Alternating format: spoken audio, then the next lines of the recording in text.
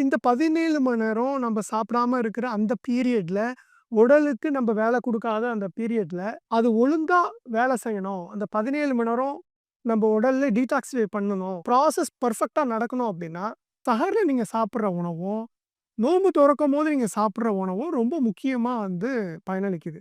குறிப்பா பார்த்தோம்னா, சஹர்ல காலையில நம்ம சாப்பிடும்போது, ஒரு கம்மியான அளவுக்கு ஒரு ஒரு பிளேட் இருக்கு அப்டின்னா, அத 4 விதமா நம்ம பிரிச்சுக்கலாம்.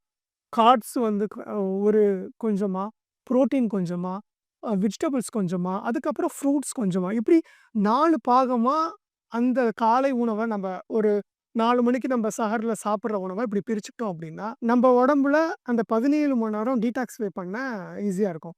அத விட ரொம்ப முக்கியம் என்ன அப்படின்னா, நோன்பு தொறக்கும்போது நம்மள்ல பல பேர் என்ன பண்றோம் அப்படின்னா, ஏதோ ஒரு கடமைக்கு, சடங்குகளுக்கு ஐய்யயோ! கண்ட்ரோல் பண்ணி இருந்துட்டு, நோன்பு தொறந்தோனே விட்டு வெட்டு வெட்டுன்னு வெட்டுறது. அப்ப என்ன ஆகுது அப்படின்னா, இந்த 17 மணி நேரத்தோட பலன்கள் கிடைக்காம போகுது. அப்போ நோன்பு தொறக்கும்போது ரொம்ப கம்மியான குவான்டிட்டில தான் அத ஃபர்ஸ்ட்டு பிரேக் பண்ணணும். குறிப்பா பார்த்தோம் அப்படின்னா, ரொம்ப ஈஸி டைஜஸ்ட் ஆகுறதும், ரொம்ப அதிகமான சுகர் ஸ்பைக்க உருவாக்காத உணவு முறைகள நம்ப எடுத்துக்கிட்டோம் அப்படின்னா, அந்த 17 மணி நேரம் நம்ம பாடி டீடாக்ஸிஃபை பண்ணத